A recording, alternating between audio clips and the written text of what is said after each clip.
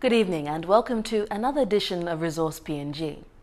On the show, we continue our second series of documentaries sponsored by the PNG Chamber of Mines and Petroleum to highlight the scope of resource industry activities in the country.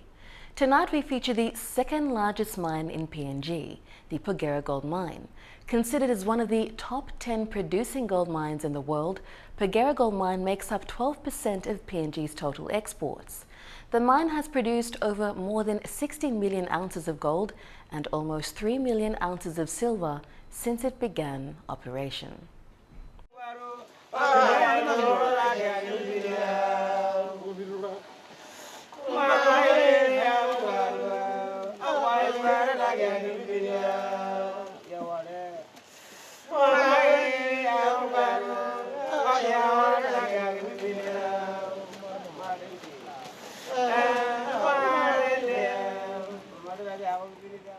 The Porgera mine officially opened in October 1990.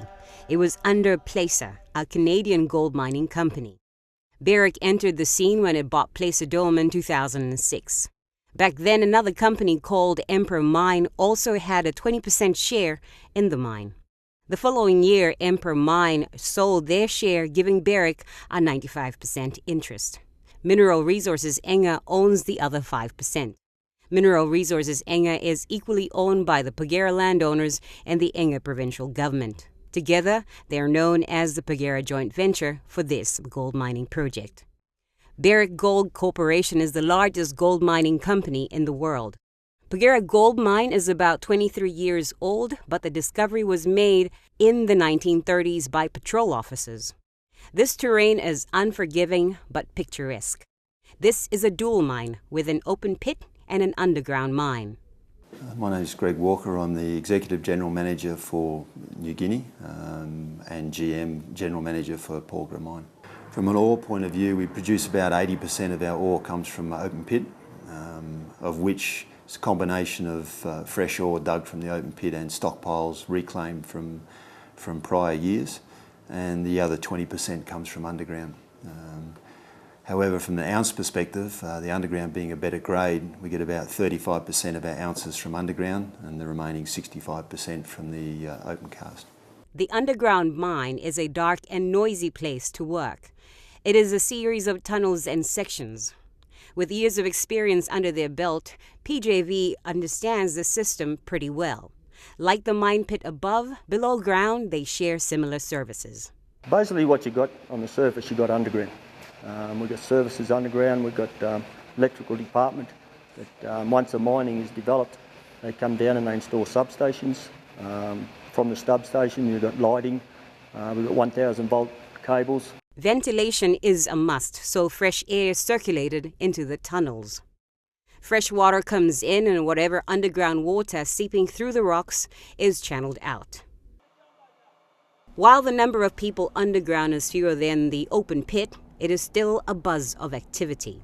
Any given time on a day shift we'd have 95 to 110 underground.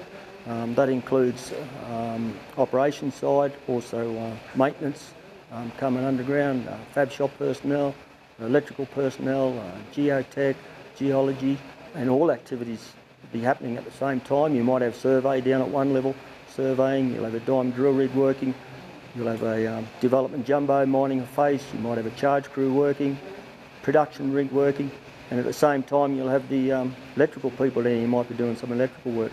Like any open pit where zones are tagged and named, these sections below ground have names too. We've got 3 sections of the underground, central, northern and eastern zone. We're also starting up AHD zones. So mostly the activity is in the northern zone, eastern zone and the AHDs, with most of the central zone mined out already. In the mining industries, there are different types of drilling. The 3 types that are heard of a lot in a mine like Porgera are exploration, development, and production. Development mining and drilling covers all the work involved in getting rid of the waste rock to gain access to the ore body.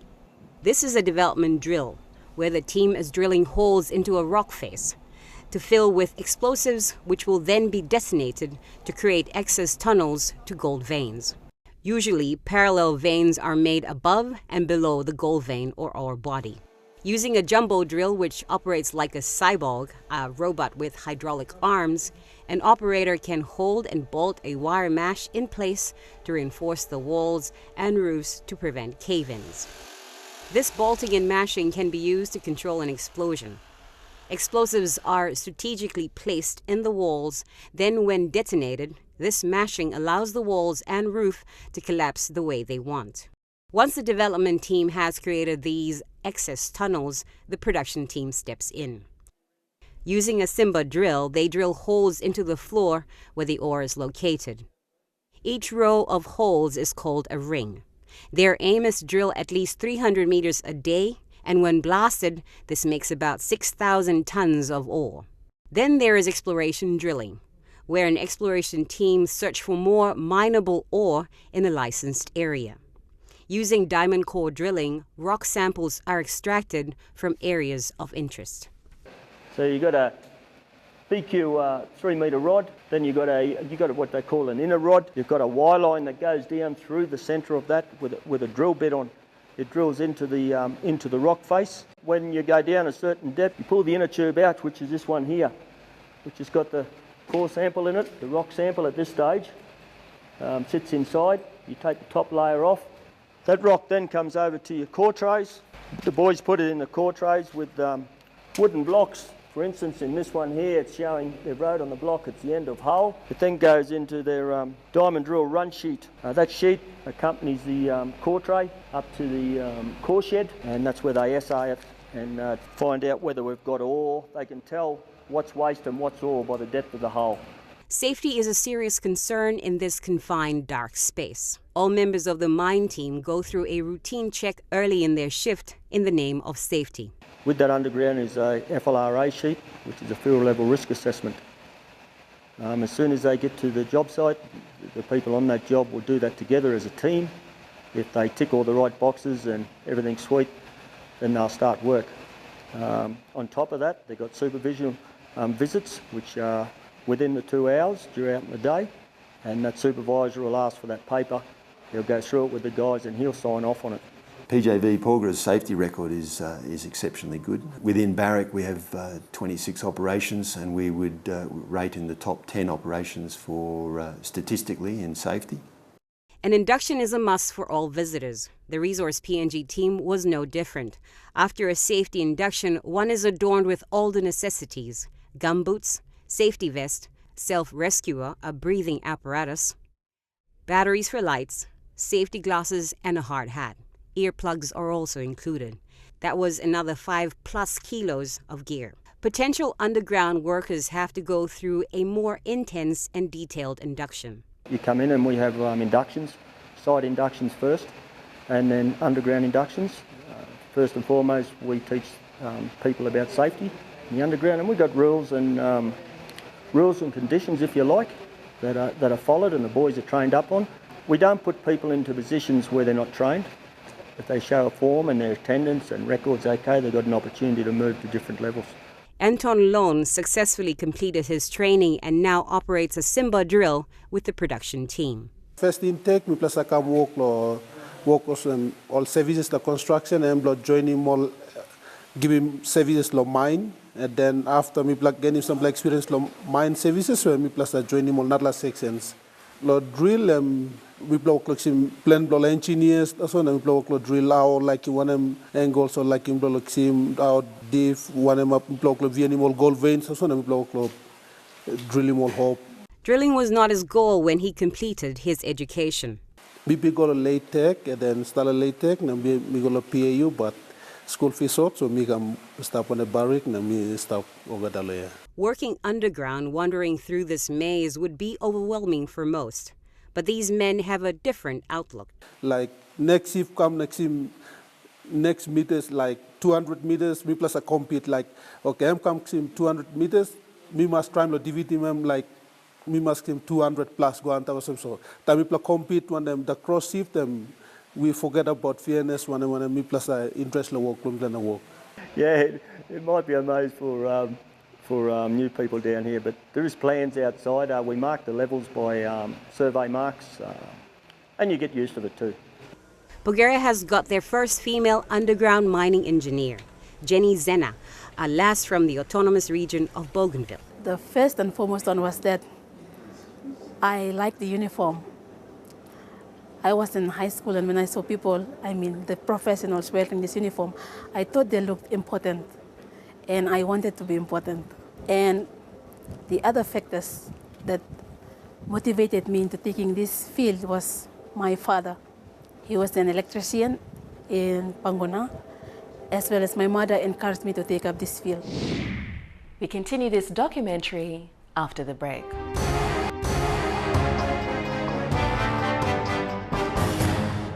Welcome back. We now take a look at the mine's history and how the Pagera joint venture, PJV, came into effect. There was nothing here except alluvial miners in the 1930s up until the 1970s, when serious thought was given to set up a proper mine. Pogera's history is linked to the Morabe goldfields. It was between 1933 and 1939 that prospectors entered the highlands. These included men like Mick and Denny Lay, Jim Taylor, and John Black. In one of those early patrols, when the Lay brothers saw nothing but limestone, Mick Lay remarked that they had cleared the foot of the rainbow and there was no pot of gold anywhere about. By 1939, John Black spotted gold in the Pogera River. Rough edge colors in every dish. His description was, best prospect I've ever seen, let alone found. He shared this information with his colleague, fellow patrol officer Jim Taylor. Both men tried to keep that information hush-hush because of the problems that a gold rush could bring. However, it was in 1948 when a man called James Joseph Searson got involved. Better known as Joe Searson, he had the biggest impact in promoting the idea of turning Pogera into a proper mine. Searson and Jim Taylor hired and trained local villagers. Their training made way for Pogerans like Puluku Poke and Pawe Lembopa to own and run their own alluvial mining crews with dredging and sluicing licenses. Alluvial mining continues down to this day. However, the quest for the precious metal has also created a new breed of miners, illegal miners who risk life and limb to scramble down the benches of the mine pit. There have been reports where 2,000 illegal miners were in the pit after a blast. Even though what they're doing is illegal, these people are treated as any other employee. They do hamper the production. Obviously, the illegal miners are still classified as a human body and need to be managed accordingly for the safety of them as well as their own employees. They do get aggressive. They throw rocks. They pull up drill pegs. Since Barrick took over the operations in 2006, there has been much change, especially in how the locals are treated and training programs. For the safety of all involved in mining, the company had to build a fence around the mine pit and dumps. There have been much effort put into addressing illegal mining. Barrick has invested more in awareness too. We actually employed a illegal miner who was seriously injured about 5 years ago. He lost his right leg.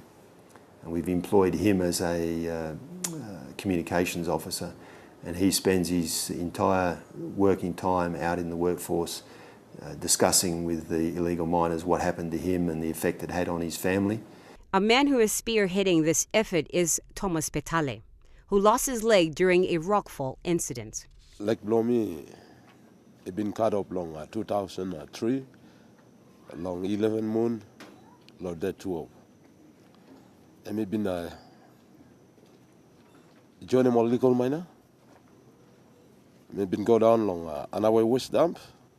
This plab area, area Blomi. Me and my agent belong Piken. And I was Blomi and me stop close to long this plab. Now me look him call me come down because me man Pograna go me go finish lo blood Blomi. Me lose him susu blow mama, me look him call. ABC and me no sabe. Me save lo gold, me save lo money. Osem na me looking gold is stop me auction. Me go down and one bla. Only masini capsete mol hard rock. There's la dam me plus have call him Anaway West Dam. I go down, Stony get come down. Broke him leg blow me.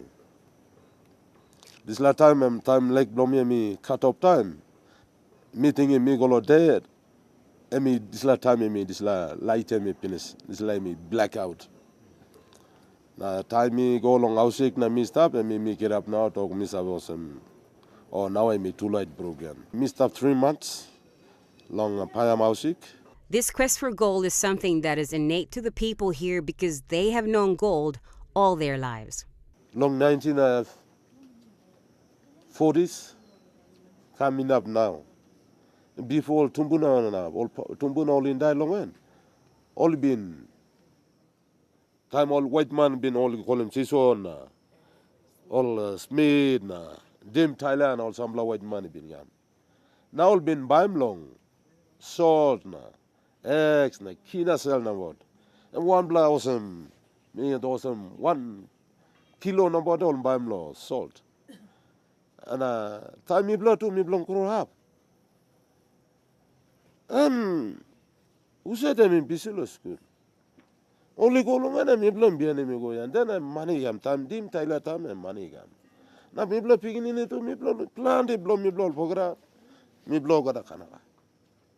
Now me here to me canara. Me blow pogra me blow clever me blame go finish low blood. So me blow go some lab mine. So was me go mind blowing and me looking on blood or some goalie stuff. You bad, you blow geologist or engineer, you blow bad. That's what mean by this long goldstone and mean by looking. Now as a changed man, Mr. Patale believes that there are other means of earning a living. These concepts are quite new to Porgera, despite having a mine for about 23 years. Now me walk on the barrack, long talk long over the community, and I in province na Papua New Guinea too one time. This place like gold mining, no shape. Live go art now. Nangole come up with some live long all now. Maski all money die. Na me been go talk plenty long over the inside community. One ensemble only work lo saints. Na sambla only work lo go yet. Along this now me look him time long barrack. Me look him one bla road long stop him this illegal miner. Now you look long chicken project. Palmer. Work animal vegetable, piggery, all this is something. We continue this documentary on the Porgera Gold Mine when we return.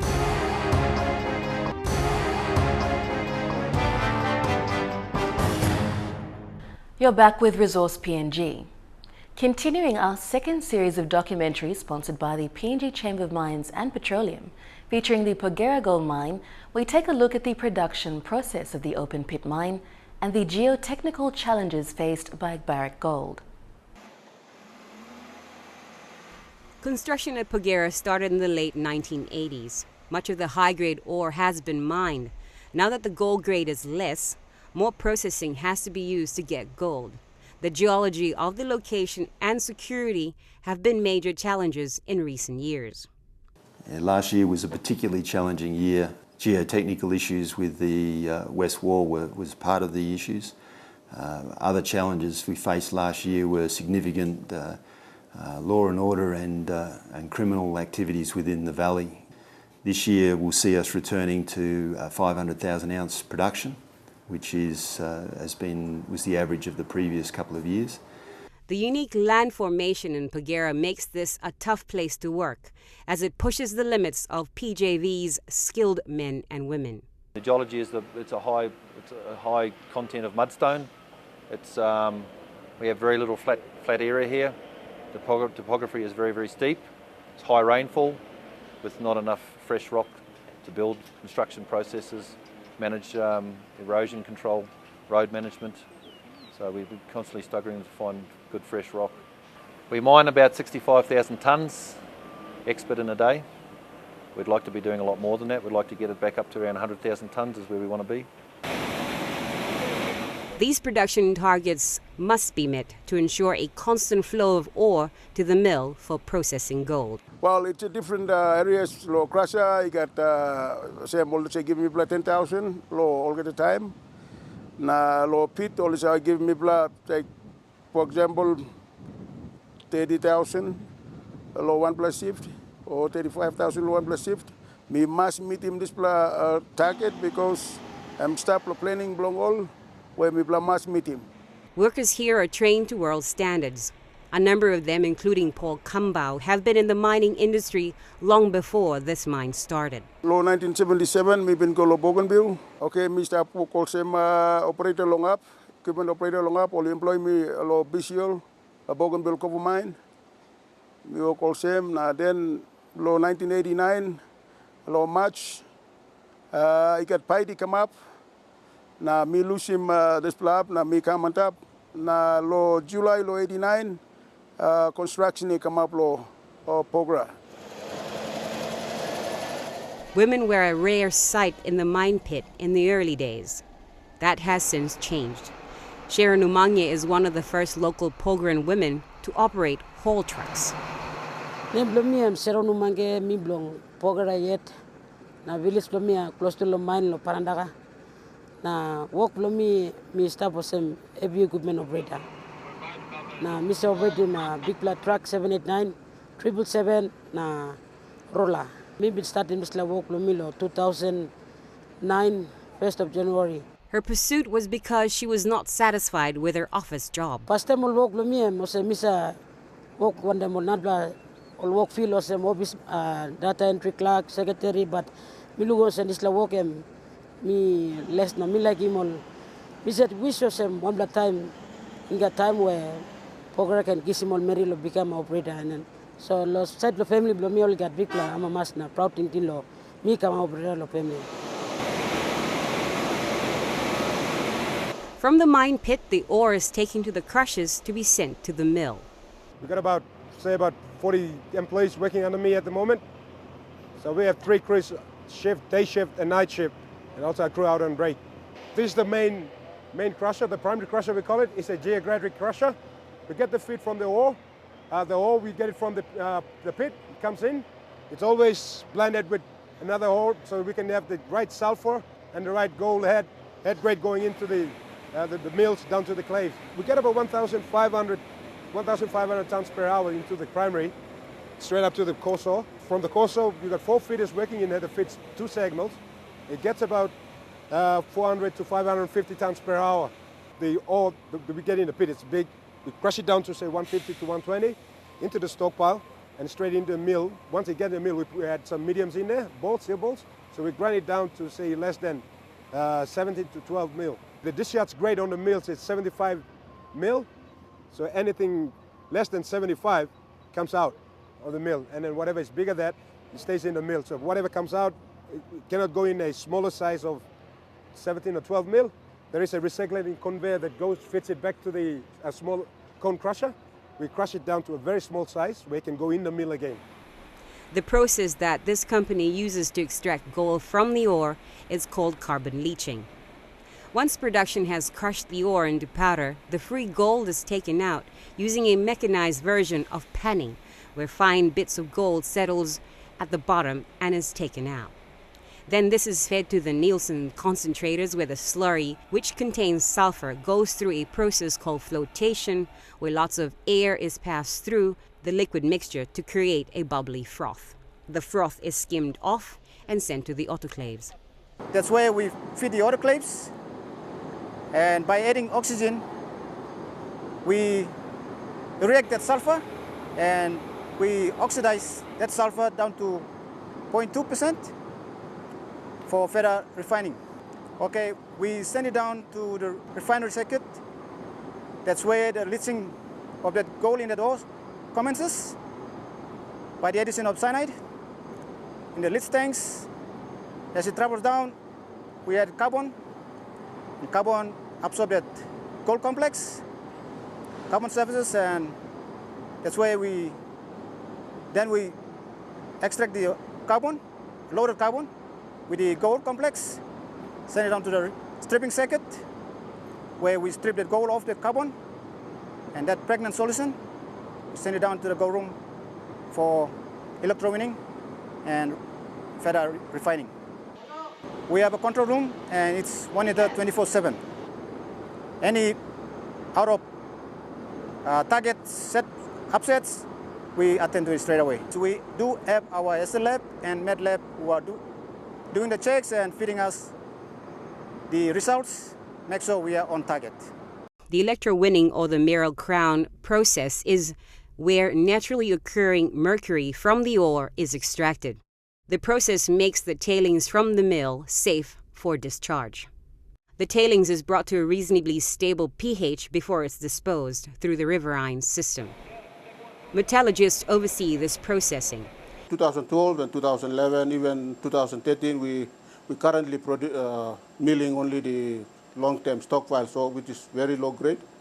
So at this stage, because of the issue at the waste wall failure, we're struggling to make more gold at that. We take a look at community affairs when we return.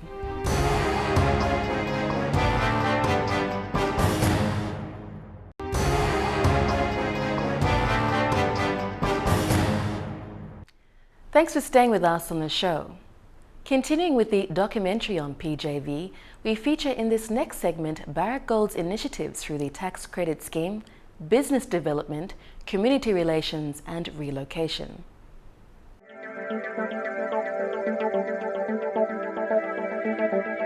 The company has done a lot in the valley through their tax credit schemes. Schools, clinics, law and order services and infrastructure have received much needed upgrade. The tax credit scheme is not only for the Payam or Pugera areas, it stretches beyond the provincial boundaries too. We spent around 8 or 9 million on health and education, but when we started about three years ago, when the law and order projects, all the projects that we started off in Hela province, the NOP police barracks, it's around 5.6 million. And then we have the Payam police barracks, around 16 million. And the Laigam police barracks, it's about 14 million. Basically, the tax credit scheme up here in Pogara, how it works is we, rather than paying tax to the government, we actually apply for funding from the national planning to build infrastructure using the credit which will pay tax. And basically we just apply for funding from the national planning through the district administrator and the provincial administrator for Enga. That all gets through a process in which they identify the projects that are outside the provincial and district level planning, budgeting, and if it sits outside of that, the district administrator and the provincial administrator usually endorse an application for us, for Barrick to submit to national planning to apply for funding under the TCS scheme. And once that's happened, we take it on board and we literally manage the implementation of that straight from all the way from design through to concept and through the actual construction. And then at the end of the day, we hand over the project to the end user, and in this case, for an example, is the Payam Police Barracks. That'll get handed over to the district administrator here, who in turn will hand it over to the Royal PNG Constabulary. For public servant houses, maintenance, we're also undertaking a renovation of the Payam Pogara High School dormitories. We're about to build another classroom for Payam Primary School. Those are just to name a few within the valley that we're about to start. And the others, which notably is the Payam Hospital, that's come under the tax credit scheme that was built some time back, and now it's been handed over to be managed by PDA. And we range, the projects that we undertake, they range from education, law and order, health, and infrastructure for the transport sector. And those are all also in alignment with what the requirements are from national planning. The tax credit scheme allows the maintenance of the road network between Pugera, Wabeg and Mount Hagen. It allows children to access schools. TCS ensures that the township functions. Out of Pugera has come a great deal of talented persons with business incentives. The contracts are, with the exception of the charter contract, are all owned by the local Pograns, and one of them being the main IPI group companies. They are the major contractors to PJV, Barrick, but they also own the catering contract, and that is a landowner company. Obviously, the benefits would flow back into the community. A company that has become a national icon is the IPI Group, which started in 1983 as a small umbrella company with Pagera Joint Ventures guidance and management. Their approach to business has been somewhat different. And we got more than 2,000 shareholders. We got 10 plant directors established in it. Now 9 plant all leaders now all schoolman long progress. 1 plant that's all expert. Some plant schoolman yet or man finish law university staff director. Some plant grade 12, 10. Some plant grade 1 equal 6. Some plant leader man law palace. Equal representative long all kan man long place long yet. They believe other companies fail because they put personal interests in front of their business goals, something that IPI discourages. Man who said he go pass law, especially on directors, he got political business, greedy. After many years under the care of PJV, IPI asked to operate as a separate entity in 2006. We will talk him PJV, we will mature finish, we will yet in a walkabout, we will yet sim manager, we will run him land on a company, The company is very innovative and dynamic in its approach, which has seen it diversify its portfolio by going into other areas, including transport and logistics. IPI has 7 major contracts in PNG alone. Sustaining a business is demanding, so with the IPI Group, they're adamant on ensuring their human resource undergoes constant training. We will work towards sustaining place program, policy long mining company.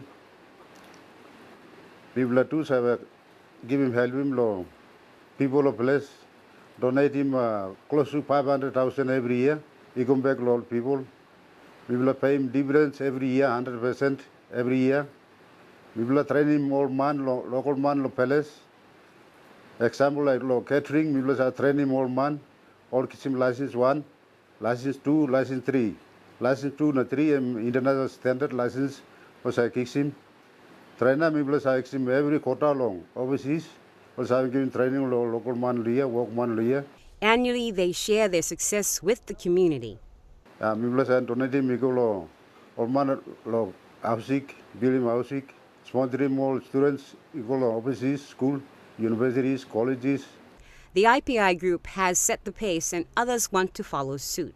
One such company is Total Cleaning and Housekeeping, and they too aim to keep up with global standards. Me plus look out in all camps, working laundry, laundry services, mindset offices, all general cleaning, all suppliers like KK Kingston. Me plus talking more on giving training all supervisors and leading ends. In about 1 week or so, I'll also give him issue a certificate. All one supervisors and leading end all train and all come training.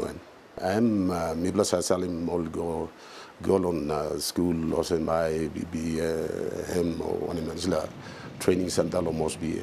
Due to the increase in lawlessness and crime in the valley, Barrick Pagera has had to increase the number of personnel in the community relations team. Pagera may be a small part of the Enga province, but PJV's reach stretches way beyond their special mining lease, with good reason. If there's a breach or landslide from beyond Wabek, then we do have to actually have some responsibility to fix it, because if we don't, then it will affect the public and also our critical supplies not coming to the site. They employ locals to help them with communication.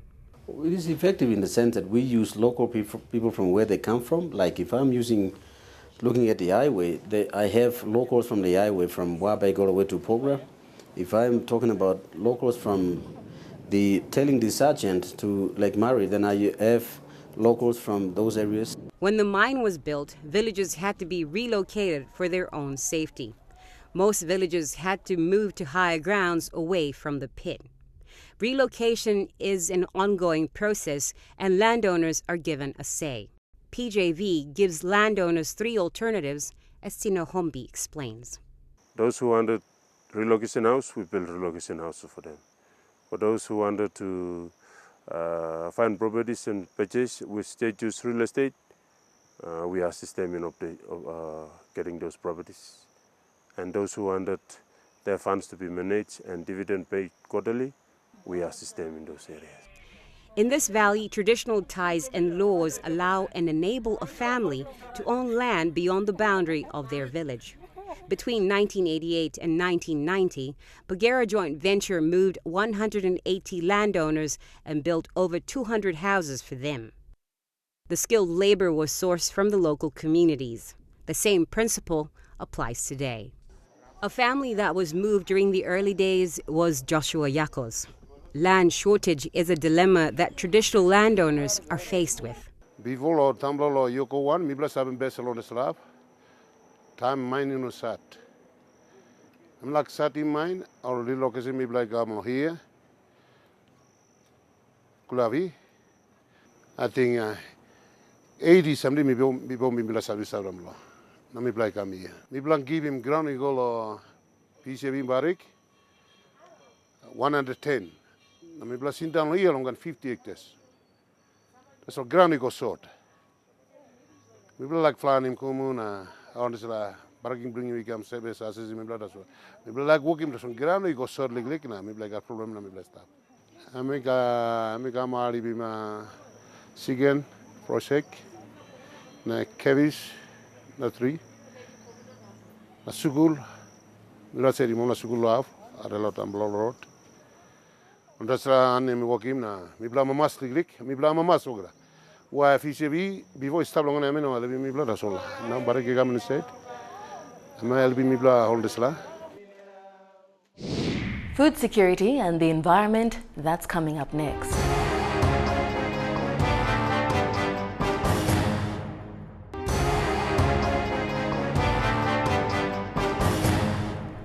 Thanks for your company. If you've just joined us, we are featuring a documentary on the Bagheera Gold Mine. So far, we've covered how the joint venture began and how Barrick took over from Placidome as the main operator of the mine. Education and training programs, tax credit schemes, business development, community relations, and relocation. We now look at land space. As land space decreases due to an expanding open-pit mine, local residents in Bagheera have limited land space to grow produce. Assisted by Barrick, the Bagheera Vegetable Farmers Cooperative is committed to engaging in subsistence farming by adjusting gardening techniques in order to ensure food security in Bagheera is sustainable. Whilst ensuring available land space is allocated for agricultural use, Barrick must also manage a separate set of challenges, certifying that environmental impacts are minimized. This involves constant monitoring and evaluation. A lack of space for a family has meant that they have had to be resourceful. Lack of land space for gardens is the biggest issue. Barrick has assisted a group called the Bagheera Vegetable Farmers Cooperative to grow their own food, to improve their diet and provide an income. Now me training this la giving training law only planning kai law garden blow money me come back again law all yet all finding kai long steward as all kind of say cooking well na monkey noodles na soap na all this la as all na benefit or kissing no this la na PJV Barrick time me been starting this la cooperative help me want 2,000 kina lo buy fertilizer na seed help me blood this la na Barrick kat agriculture bisa blongen say advise me blood lo working this la work then narpla PJV Barrick sa provide him technical assistant me blood no what money lo me blood buy go train or kissing training na come back na la imol place but sa provide him this la technical assistant lo To maximize their yield, they have adjusted their gardening technique. If you can see, there's the traditional method of gardening is, they do these big mounds, cocoa mountains. What they do is they plant the cocoa and all the other crops on the mound. And then whenever it's ready, they harvest. This is the new way we are encouraging people to do. So you make beds, you lift the soil up because it's clay, there's a lot of water in there. And then you plant your crops, so hopefully the water will drain down. This small-scale but smart gardening technique gives the people a sustainable means of an income. Like other open pit mines, Pagera Gold Mine is a crater in the earth. Rock has been dug out and put elsewhere. That environmental change has its own set of challenges. As an operator, Barrick still has to manage these changes so that this place can be habitable well into the future, long after the mine closes. That we've worked with the community and the government to ensure that everyone understands what closure will look like and what our responsibilities are and what their responsibilities are. So it's certainly a big piece of the puzzle that needs to be worked out over the next 5 years. The environment team is tasked with the role of monitoring and managing the impact of the mine. One of their jobs is revegetation of mined and reclaimed land to encourage natural flora and fauna to return. One of the government permit conditions is to revegetate the reclaimed areas, stabilize the area back to its original stages before the company gives the land back to the government. That is why we have to go in and rehabilitate or revegetate the reclaimed areas. So the local supplies the trees, tree seedlings, and they are native species. And local Pogorans are very active in this activity.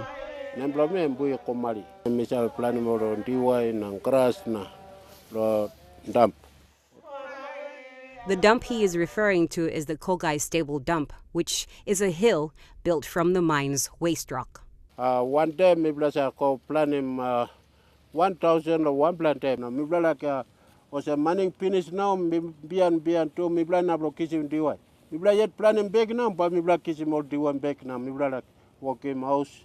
For these Pogorans, Bui and his team, this is a personal quest to help their land and people. They still call these trees and plants by their local names.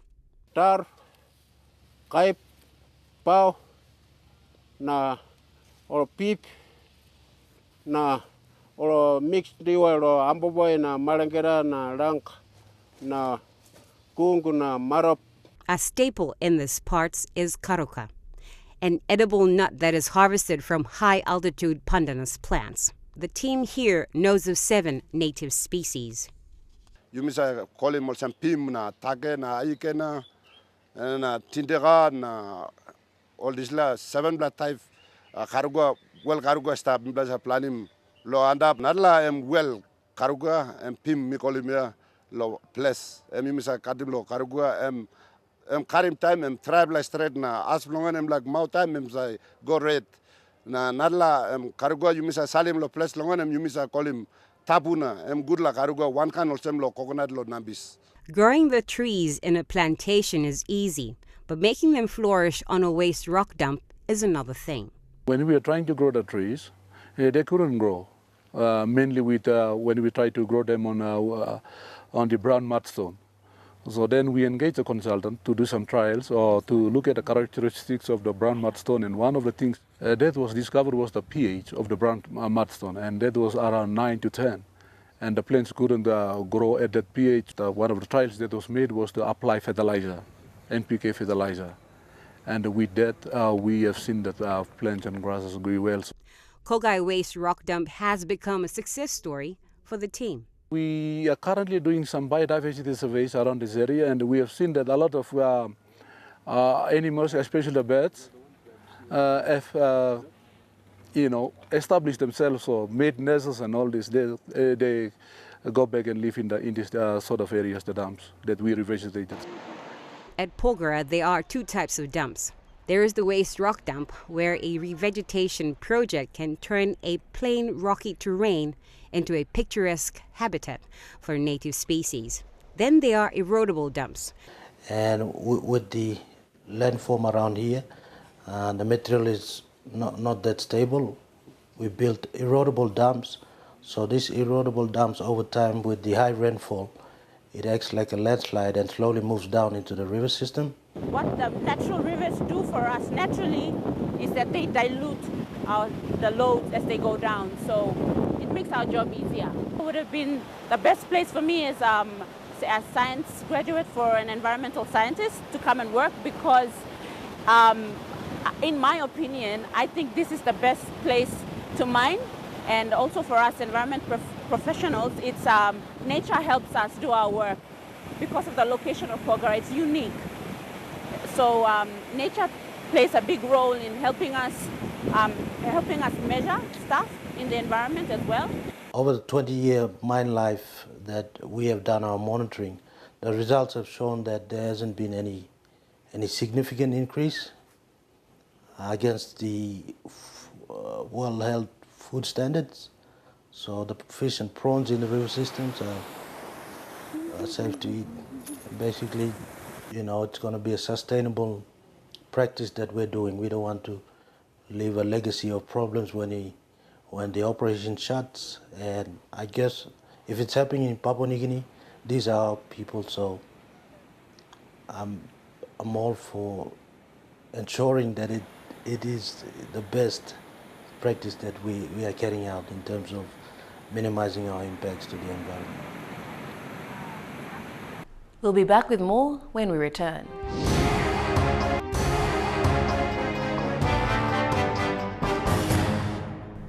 You're with Resource PNG. In this next segment, we see how Porgera's main operator, Barrick Gold, is committed to developing its employees as well as the impacted communities of which it operates. We now take a look at the company's methods of employee development through the globally practiced Compass program and see how Barrick is assisting the community with adult literacy. This place has become an oasis in this remote part of PNG, where people have migrated into in search for better services. Barrick has invested millions in creating such opportunities.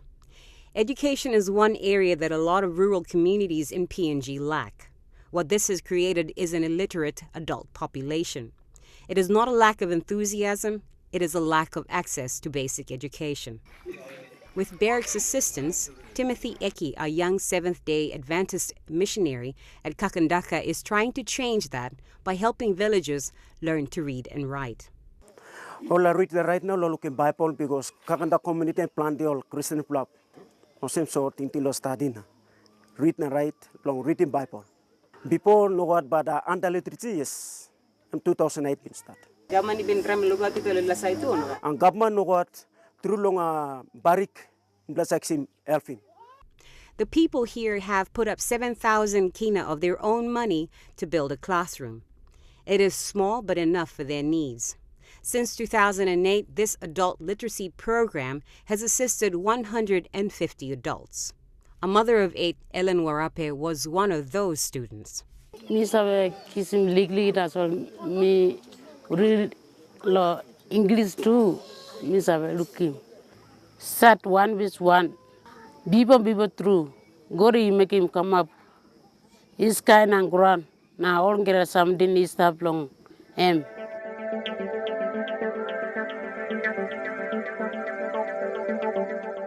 Jenny and several other professionals at Barrick are part of a development program called Compass. Barrick believes in keeping their team skilled and driven in each of their specialized units. We have a graduate training program. It's called our Compass program. We've really pushed that in the last 12 months at Porgera, and we have a large number of our junior professionals and graduates have gone on to that program. The idea is to take our graduates fresh from university and give them the practical skills they require to become true professionals in the operation. It's a very good program. It's a global program. We run the same program across all of our operations globally, and it'll bear a lot of fruit for Porgera and for PNG in general. Having a good mentor is a must for a corporate giant like Barrick. Mentoring is a topic that was discussed. These are basically 5 things we want from mentors, 5 qualities we deem important when we ask someone to become a mentor. The first one is constructive feedback. We want someone who not only corrects us or tells us we do something right, but they also tell us that we can do it better in this way. Guidance and direction. We'd like our mentors to provide us with good guidance and proper direction so we can be able to follow through with our career path. We'd like our mentor to have the technical and work background. For instance, if I want to learn more about, or if my next TLO is about the mill, then I would go and choose someone like Alfred Tom or Mr. John Mark or one of those guys up there, because I know that they do have the experience. Having good mentors is a way of encouraging growth in a company. A person that's motivated, that basically sums up all the other points. They are motivated. Again, they have their own dreams, expectations, aspirations in their life. We'd like to complete the Compass program, but successfully. Anything we can complete them, but you can fail. It can only be done so with a good mentor. The Compass program is an international program. I think the Compass program will certainly help us developing those guys, and also the training and development program we're putting in place for all of our workforce will help with retention. People see that they have a career at Porgera and a career with Barrick, and they're more likely to stay with us.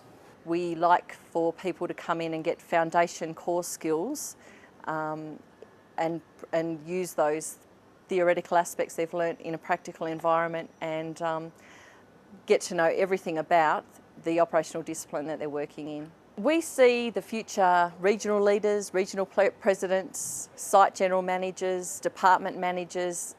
We see Compass as the future for our company.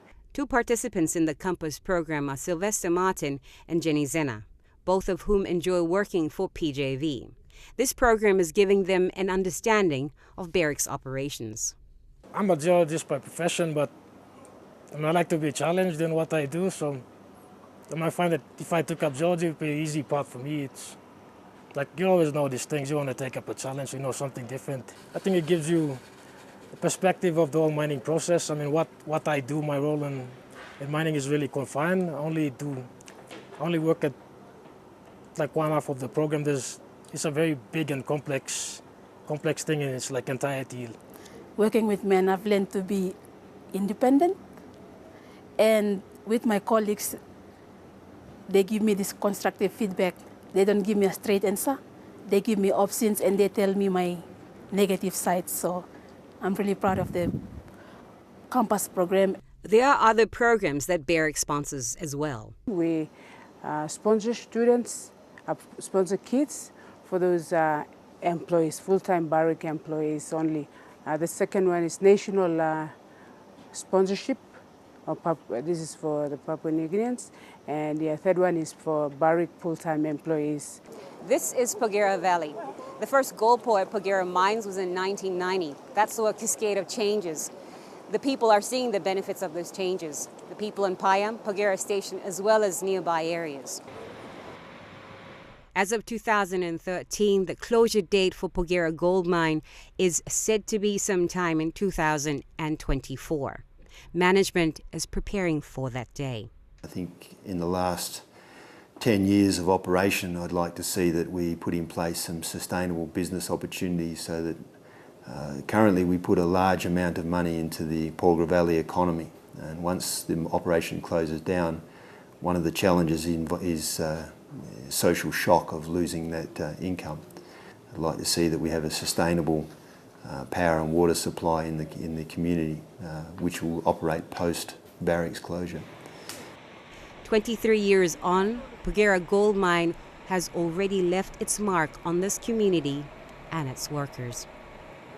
Even though I employ people working, but on the other side, I training people planting something. Geotechnically, it's a very challenging environment for us to work in, and since you have dual mine, you have open cut to work with, and underground, it gives you that flexibility and it gives you the chance to challenge yourself. Men can look down on you, but sometimes when you show them that you can do work, they will really appreciate that, and when they appreciate that, you know that you have proved to them that you can do work with them. Me at me started me la work na me luas good la work. Me through long old money except me bla long workplace long all bad and by taking time long senis. Now company look lo me long planning all cabbage onion. Now kike and me stop long hours. Na diglik money me work long and me buy him 10 PC go. Na all family me like nungo taso me pity molly alright. That ends another edition of Resource PNG. For any comments or queries, do email us on this address, resourcepng@mtv.com.pg.